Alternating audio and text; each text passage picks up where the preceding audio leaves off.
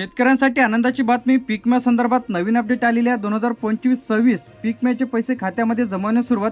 या 26 जिल्ह्यांमध्ये पीक विमा वितरित करणे सुरू झालेला आहे. आजची सर्वात मोठी आनंदाची बातमी, आता 2025 आणि 26 याचे जे काही पीक विम्याचे पैसे आहे ते शेतकरी बांधवांच्या डीबीटीद्वारे 26 जिल्ह्यांमध्ये खात्यामध्ये जमवण्यास सुरुवात. आता यामध्ये जे काही सर्वप्रथम नागपूर आहे, नागपूरमध्ये वाटप सुरू झालेलं आहे 185 कोटी रुपये. वर्ध्यामध्ये वाटप सुरू झालेलं आहे 142 कोटी रुपये. यवतमाळमध्ये वाटप सुरू झालेलं आहे 310 कोटी रुपये. चंद्रपूरमध्ये वाटप सुरू झालेलं आहे 165 कोटी रुपये. गडचिरोलीमध्ये वाटप सुरू झालेलं आहे 98 कोटी रुपये. भंडाऱ्यामध्ये वाटप सुरू झालेलं आहे 76 कोटी रुपये.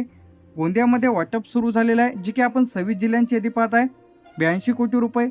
अमरावतीमध्ये प्रक्रिया सुरू आहे 210 कोटी रुपये लवकरच जमा होईल. अकोल्यामध्ये प्रक्रिया सुरू आहे 188 कोटी रुपये.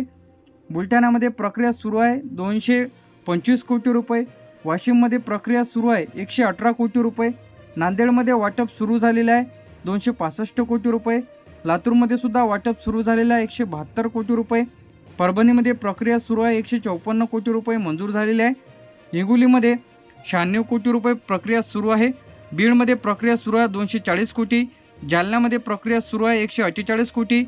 धाराशिवमध्ये जे काही धाराशिव / उस्मानाबादमध्ये वाटप सुरू झालेलं आहे 132 कोटी. नाशिकमध्ये प्रतीक्षित आहे 205 कोटी रुपये मंजूर झालेले आहे. धुळेमध्ये सुद्धा प्रतीक्षित आहे 94 कोटी. नंदुरबारमध्ये प्रतीक्षित आहे 88 कोटी. पुणेमध्ये प्रतीक्षित आहे 126 कोटी. सातारामध्ये प्रतीक्षित आहे 140 कोटी. सांगलीमध्ये प्रतीक्षित आहे 108 कोटी. यानंतर कोल्हापूरमध्ये प्रतीक्षित आहे 97 कोटी आणि प्रतीक्षित आहे आपलं सोलापूर, यामध्ये 186 कोटी.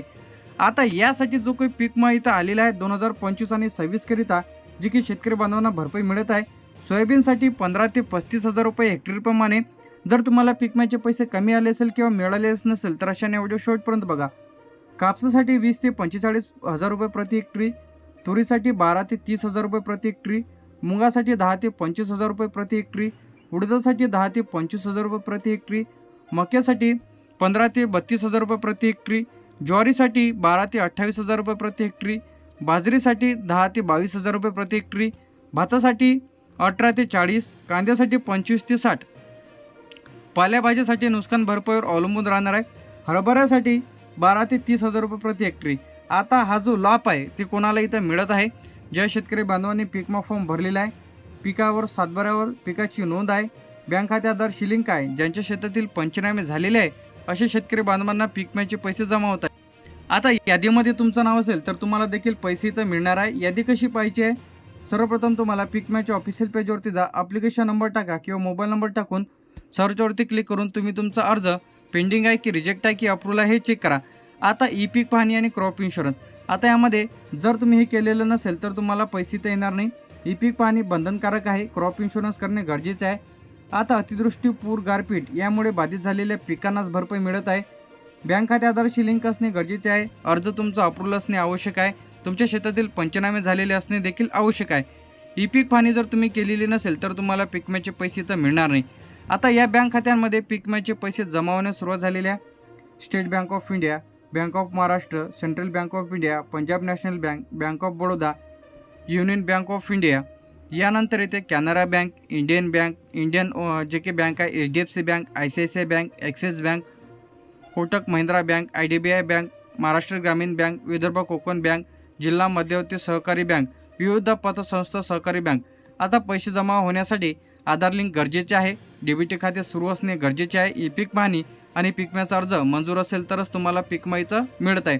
आता पीक विमा जे की लेखी अर्ज, तर या पद्धतीने लेखी अर्ज द्यायचे आहे. ज्यांना कोणाला पीक विमा आलेला नसेल, शाखा प्रतिनिधी, पीक विमा, तालुका लिहा, जिल्हा लिहा, पीक विमा भरपाई रक्कम न मिळाल्याबाबत अर्ज महोदय. आता मी सही करणारा किंवा करणारी तुमचं नाव इथे लिहायचं शेतकऱ्यांचं.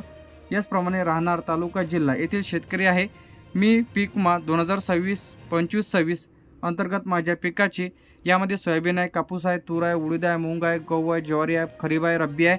तर या पद्धतीने तुम्हाला लेखी अर्ज लिहायचा आहे. तर इथं तुमचा अर्ज क्रमांक टाका. हा जसाच्या तुम्ही तसा महिन्याचा स्क्रीनशॉट काढून घ्या.